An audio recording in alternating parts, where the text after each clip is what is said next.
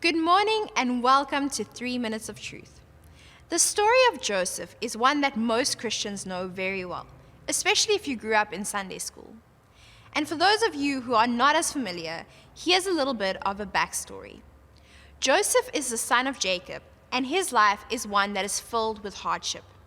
His brothers sold him into slavery at age 17. He was wrongly accused of sexual misconduct and was imprisoned for about a decade. But eventually, Joseph was remembered for his ability to interpret dreams, and he was called into service by Pharaoh, the king of Egypt. The famine that Joseph had predicted began, and his brothers arrived in Egypt to get their grain. Their father sent them to buy the grain, but they didn't know that the person selling them the grain was the brother they had sold into slavery, Joseph.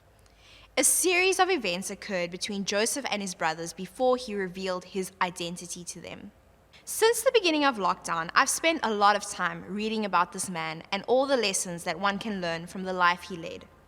And while there is much we can learn from the story that encompasses over 20 years of time, there are two things I want us to look at today and consider implementing in our own lives. Number one is that Joseph grew where he was. If you read through the entire encounter of Joseph's life that spans from Genesis 37 to Genesis 50, you'll see a man who succeeded and grew wherever he was.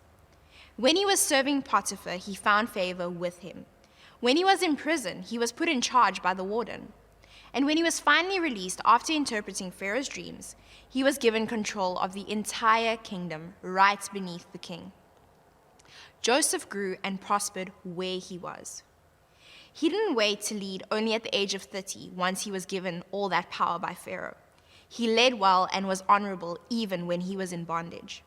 And eventually, he led with a strength and wisdom that ended up sustaining people through a 7-year famine. Number two, Joseph saw the big picture.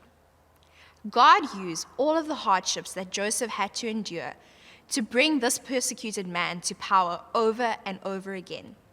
Yet, even though he had favor with both God and man, we can assume that there must have been a deep sadness at being betrayed by his brothers and torn from all he ever knew. Through it all, we see that Joseph saw a different picture than the temporary one. He was able, by God's grace and wisdom, to put together all the puzzle pieces of his life to see how God had allowed all this to happen to him to prevent mankind from starving in the famine. He didn't hold his brothers responsible for something that he believed God was doing. He trusted in the broad picture held by God that used him to change the world. So, no matter where we are or what our situation is, let's choose to grow wherever we are. And let's recognize that there is a bigger picture that we don't always see. Let's fully embrace and trust our God as he guides, directs, and orchestrates his purposes in our lives and for mankind. My name is Robin, and this is 3 Minutes of Truth.